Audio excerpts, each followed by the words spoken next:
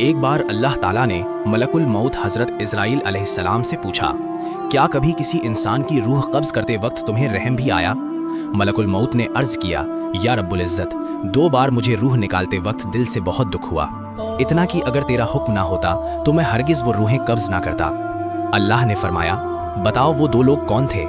ملک الموت نے کہا، یا اللہ، پہلی بار جب مجھے ایک نوجات بچے کی ماں کی روح نکالنے کا حکم ملا، وہ بچہ اپنی ماں کے ساتھ ایک طوفان زدہ سمندر میں ایک ٹوٹی ہوئی لکڑی کے پٹرے پر سوار تھا۔ دونوں بے بس اور بے سہارا تھے۔ اس وقت اس معصوم بچے کا اس پوری کائنات میں صرف ایک ہی سہارا تھا، اس کی ماں، اور وہ بچہ ماں کے دودھ کے لیے ترس رہا تھا، بھوکا پیاسا، لاچار۔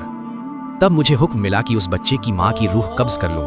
یا رب، اس لمحے دل پھٹ گیا، اس معصوم پر بے پناہ رحم آیا۔ اور دوسرا واقعہ ایک بادشاہ کا تھا۔ اس نے شوق اور آرزو سے ایک شہر بنوایا تھا، اتنا شاندار کہ پوری دنیا میں ویسا شہر کہیں اور نہیں تھا۔ جب وہ بادشاہ اپنے اس نئے شہر کا دیدار کرنے پہنچا اور اس کا پہلا قدم شہر کے دروازے میں پڑا تو مجھے حکم ہوا، اس کی جان نکال لو۔ اس وقت مجھے بہت رونا آیا۔ میرے دل میں یہ خیال آیا کہ اس بادشاہ نے کتنی تمنائیں اور حسرتیں اس دل میں پالی ہوں گی، کتنا کچھ سوچ کر یہ شہر بنوایا ہوگا، اور اب وہ سب ادھورا ہی رہ جائے گا۔